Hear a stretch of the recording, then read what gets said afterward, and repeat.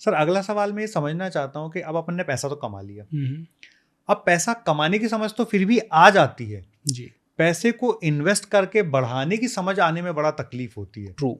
तो वो कैसे क्रिएट करी जाए कि हम आज पैसा कमाएं और फिर जनरेशन तक हमारे उस पैसे को मल्टीप्लिकेशन किया जा सके? इसके लिए क्या किया जाना चाहिए? चित्रे जी, इसके लिए ना एक पहली चीज़ मैं आपको बताता हूँ। देखो, हर पर्सनालिटी अलग है। आज मैंने सुना कि है ना, हर महीने इतना इतना रुपया एसआईपी में डालो और 20 साल बाद इतना मिल जाएगा। ये कुछ लोगों की पर्सनालिटी होती है और वो इसको कर लेते हैं। ये वॉरेन बफेट लोग टाइप के लोग होते हैं। कुछ लोग बड़े इमोशनल होते हैं। वो पैसा 5 महीने बचाएंगे, लेकिन छठे महीने घर परिवार दोस्त कोई कहेगा यार मेरे को पैसे की ज़रूरत है, तुड़वाएंगे, उसको दे देंगे। ये इमोशनल रिलेशनशिप ओरिएंटेड लोग हैं। कुछ लोग ऐसे लोग हैं जो बहुत इम्पेशेंट है। उनको छोटा छोटा करके 5, 6, 10 महीने में थोड़ा सा मिला, वो बहुत फ्रस्ट्रेटेड हो जाएंगे और रिस्क में पैसा डालेंगे और एक साथ बड़ा करने की कोशिश करेंगे। तो अलग अलग कैटेगरी के लोग हैं हमारे पास। सबसे पहले मैं कहूँगा कि आपको फाइनेंस और आपकी ज़िंदगी के बारे में सेल्फ अवेयर होना पड़ेगा, समझ आनी चाहिए। जैसे मैं आपको बोलूँ कि मेरी पर्सनालिटी कैसी है। मेरी पर्सनालिटी ऐसी नहीं है कि मैं छोटा छोटा रोज बना सकूँ, मैं छोटा छोटा हर शेयर में इन्वेस्ट कर सकूँ। मेरी पर्सनालिटी ऐसी है कि अगर मेरे पास पैसा रहा तो मैं उसे खर्च कर दूंगा, और मुझे ये छोटा छोटा करने में भी कोई आनंद नहीं आता। तो इसमें मैं हमेशा 2 कामों में से एक काम करूंगा। या तो मैं किसी को आउटसोर्स कर दूंगा कि भाई चित्रेश जी, आप, मेरा ये पैसा है, आप हैंडल करो, और आपकी मर्जी हो तो मैं आपको एक साथ दे रहा हूँ, या मैं आपको धीरे धीरे आप जैसे जैसे मांगोगे। अब चित्रेश भाई मेरे से मांग रहे हैं तो मैं देता रहूँगा। लेकिन मेरे को बोला जाए कि मेरे को पर्सनली जाके उधर डालना है, एसआईपी करनी है, तो शायद मेरे लिए वो मुश्किल हो सकता है, या उस पैसे को मैं निकाल सकता हूँ। तो मेरा दूसरा पर्सनालिटी है, जैसे ही मेरे पास बड़ा पैसा आया, मैंने जल्दी से पहला काम ही, पहली प्रायोरिटी रखा, इन्वेस्ट कर दो। तो पैसा आया, घर खरीद लिया, पैसा आया, लैंड खरीद ली, पैसा आया, कुछ और खरीदना है वो खरीद लिया, पैसा आया, म्यूचुअल फंड खरीद लिया, पैसा आया, गोल्ड खरीद लिया। आपने अपने पैसे को अपनी पर्सनैलिटी के हिसाब से पहले इन्वेस्ट कर दिया। कुछ कुछ लोग होते हैं जो कहते हैं पहले की जरूरत नहीं है, मैंने सारा बैलेंस में करूंगा। कुछ मेरे जैसे लोग होते हैं, वो कहते हैं नहीं यार, पैसा पड़ा रहा ना तो खर्च हो जाएगा, इसीलिए पहले इन्वेस्टमेंट। तो मैं कहता हूं सबसे पहले अपने आप को पे करो, और उसमें भी सबसे पहला काम इन्वेस्ट करो, उसके बाद जो बचे वो खर्च करो।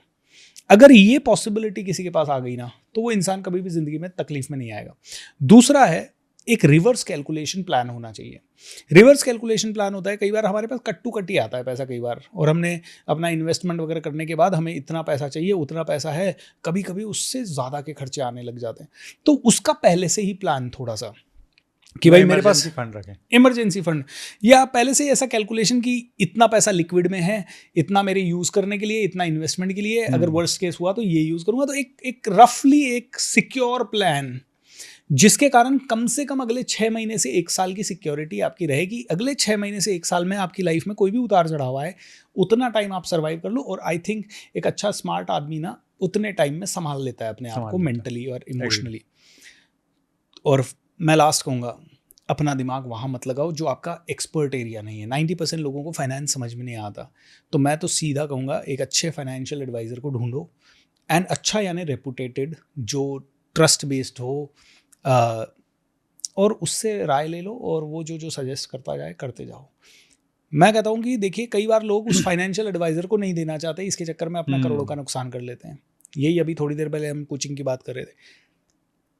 क्योंकि मैं अपने आप से अगर ये एक्सपेक्ट करूँ कि मैं स्पिरिचुअलिटी में भी अच्छा हूँ, मैं हेल्थ में भी अच्छा हूँ, मैं रिलेशन में भी अच्छा हूँ, और मैं बिजनेस करने में भी अच्छा हूँ, और मैं फिर मार्केटिंग में भी अच्छा हूँ, और मैं सेल्स में भी अच्छा हूँ, और अब मैं फाइनेंस में भी अच्छा हो जाऊँ, तो फिर भैया आप भगवान हो। यू नो, कैसे हो पाएगा एक इंसान 1000 चीज़ों में अच्छा? इम्पॉसिबल है। रोनाल्डो को बोला जाए तू फाइनेंस में भी अच्छा बन, क्योंकि तेरा फाइनेंस तो तेरे को संभालना है, और तू फुटबॉल भी अच्छा खेल, तू गोल भी अच्छे कर, तू अपना फिजिक भी अच्छा बना, और अपना परिवार भी बहुत अच्छे से चला, and at the same time तुझे मार्केटिंग और सेल्स का भी नॉलेज होना चाहिए। ऐड में एक्टिंग कैसे करना है उसमें भी तू बहुत अच्छा बन, और थोड़ा बहुत दूसरा गेम क्रिकेट विकेट खेल ले तो उसमें भी अच्छा बन। रोनाल्डो कभी रोनाल्डो नहीं बन पाएगा, बाकी सब बन जाएगा। तो मैं कहता हूँ मेरा प्राइमरी फोकस है बात करना, लोगों को इम्प्रूव करना, अपनी ज़िंदगी को इम्प्रूव करना, एंड बस इतना ही मुझे रखना है। बाकी सबके लिए एक्सपर्ट ढूंढो, एक्सपर्ट करेंगे, और मैं उनकी फॉलो करूँगा एडवाइस। और हाँ, एक्सपर्ट ने जो एडवाइस की उसको भी ब्लाइंडली फॉलो करने की ज़रूरत नहीं है, उनसे एडवाइस ले लो, उसके बाद थोड़ी सी रिसर्च अपनी कर लो, उनसे 4 सवाल पूछ सको इतने लेवल की। हम्म। इसलिए नहीं कि मैं खुद कर लूंगा, एक्सपर्ट से राय जान ली अब मैं खुद कर लूंगा। हाँ, हर चीज में बहुत कॉम्प्लिकेशंस हैं, हर चीज बहुत इंपॉर्टेंट है। सो बिल्कुल बेसिक है। मैं तो कहता हूँ फाइनेंस को संभालना सबसे इजी चीज़ है। आपके पास पैसा आया, एक अच्छे फाइनेंशियल एडवाइजर के पास जाओ, वहाँ से ले लो। नहीं है, थोड़ा रिसर्च कर लो, थोड़ा पढ़ लो। एंड कुछ भी नहीं समझ में आता तो जो भी पैसा आता है उसमें सबसे पहले अपना इन्वेस्टमेंट करो, फिर बाद के पैसे से आप काम चलाओ।